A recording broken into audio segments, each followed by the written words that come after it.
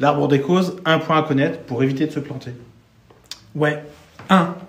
On le voit régulièrement, on le voit même dans des documents de référence pour expliquer la méthode de l'arbre des causes. C'est la notion de négation. Exemple, vous trouvez dans un arbre des causes une cause dans laquelle il y a écrit « n'a pas reçu de formation ». Le salarié qui s'est blessé n'avait pas son gant. Le salarié blessé n'avait pas fait ci, n'a pas fait ça.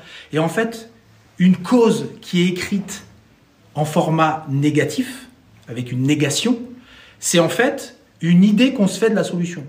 C'est-à-dire qu'un accident où la personne n'a pas porté son gant, dans l'arbre des causes, si vous trouvez le salarié n'a pas son gant, ça veut dire qu'à l'arrière, dans la tête, vous vous dites il faut qu'il porte son gant. Et ça, c'est une action, c'est une solution. Le sujet de la cause, et des fois c'est très compliqué, c'est d'être capable d'écrire une phrase positive, avec pas, ne, que, vous supprimez ça. Et la phrase positive sur un sujet de gant, c'est par exemple, le salarié travaillait à main nue. Au lieu de dire il n'a pas son gant. Parce qu'il travaille à main nue, ça peut générer plein d'autres actions que uniquement le gant à porter.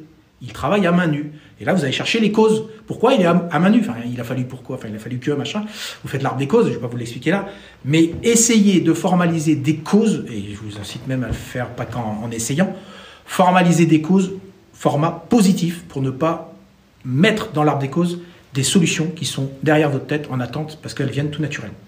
Ce point-là est extrêmement important et c'est pour ça que je n'aime pas du tout cette méthode parce que on en parle facilement et on la délègue à des personnes qui malheureusement ne la connaissent pas très bien et elles finissent malgré elles par écrire des choses qui sont en tant que telles des erreurs stratégiques juridiques sur lesquelles vous risquez vous de vous autocondamner juste parce que vous avez fait la confiance auprès d'une tierce personne qui ne maîtrise pas correctement cet outil. Et cet outil est particulièrement précieux, pointu, et c'est parce qu'il est précieux et pointu qu'il est nécessaire d'être extrêmement bon dans l'utilisation de cette méthode, au risque de se planter à cause de ça. C'est ça. Voilà.